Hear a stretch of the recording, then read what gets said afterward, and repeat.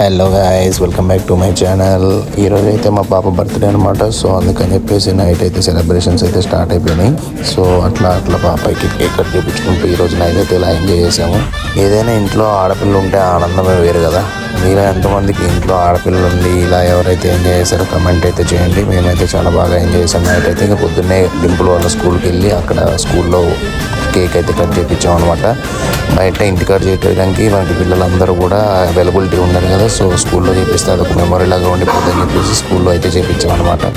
అట్లా అందరికీ chocolates, pens అవన్నీ ఇస్తుంటే డింపుల్ అయితే చాలా హ్యాపీగా ఫీల్ అయింది. అట్లా అందరితో ఒక ఫోటో దిగి కంప్లీట్ అయిపోయింది అనమాట. ఇక సాయంత్రం అయితే ఇంటి దగ్గర అయితే చాలా లేట్ అయిపోయింది. అంటే బయటికి వెళ్ళి వచ్చామన్నమాట. సో అందుకని చెప్పేసి చాలా లేట్ అయిపోయింది. ఇంకొక 10 to 15 minutes అయితే 12 కూడా దాటిపోయేది. సో నైట్ 11:30కి మళ్ళీ స్టార్ట్ అయితే చేసాము. మళ్ళీ కేక్ కటింగ్ అయితే చేసాం అనమాట. చాలా బాగా ఎంజాయ్ చేసింది మా పాప అయితే. మీలో ఎంతమందికి ఆడపిల్లలు ఉన్నారు ఇంట్లో? మా పాప అయితే భయపడుకుంటూ, అంటే కొంచెం ఏదైతే ఫైర్ ఉంటుందో అక్కడ కొంచెం భయపడుతుంది అనమాట. రీసెంట్గా ఒక ఇన్సిడెంట్ జరిగిండే, అందుకోసం అని చెప్పేసి పాపకి చాలా భయం అనమాట. ఫైర్ అంటే చాలా దూరంగా ఉంటుంది.